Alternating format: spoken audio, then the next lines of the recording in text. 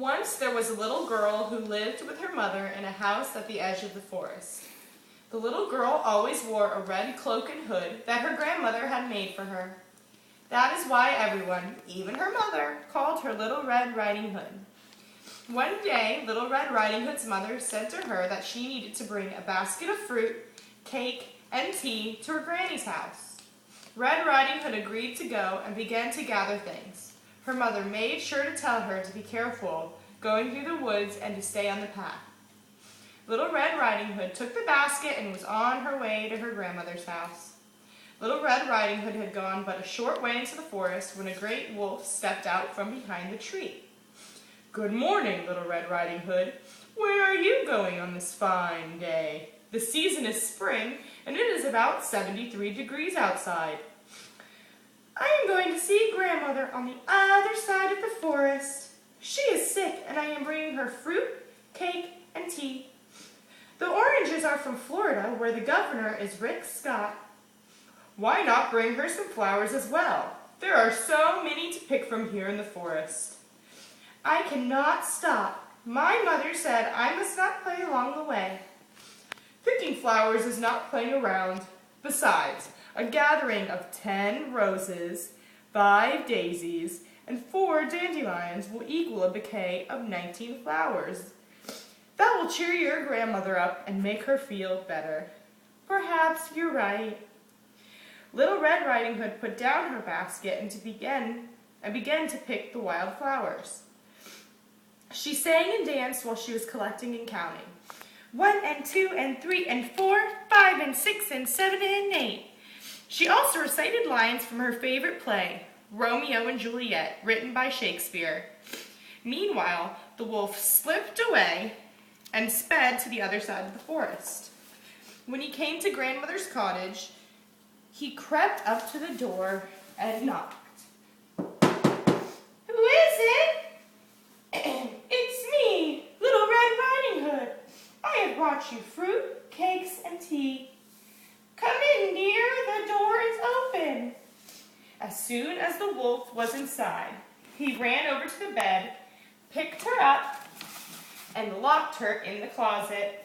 He put on her nightcap and glasses and wrapped himself in the blanket. Then he decided to wait for Little Red Riding Hood. Little Red Riding Hood was dancing along the way, and before long, she was at Granny's house and knocked on the door. "Who is it?" "It is I, Little Red Riding Hood.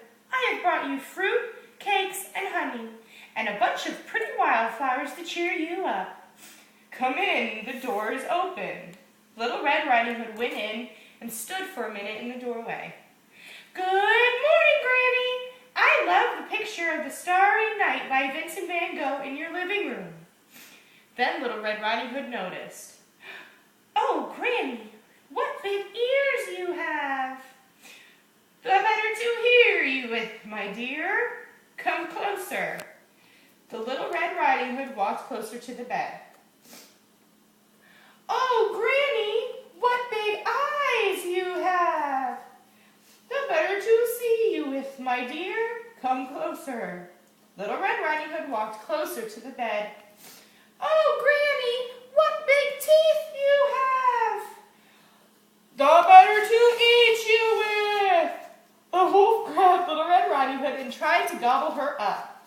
Now it happened that a woodcutter happened to be passing by Granny's house. He knew the Granny had been feeling poorly, and he decided to look in on her. When he saw the wolf holding Little Red Riding Hood, he said, "I have you at last, you wolf." The woodcutter chased the wolf out with his axe. Then the woodcutter took Little Red Riding Hood and heard Granny knocking from inside of the closet. "Help me! Help me!" The woodcutter went and opened the closet and set her free. "Oh, Granny, I am so happy to see you." "I am happy to see you, child." Then Granny gave Little Red Riding Hood a hug.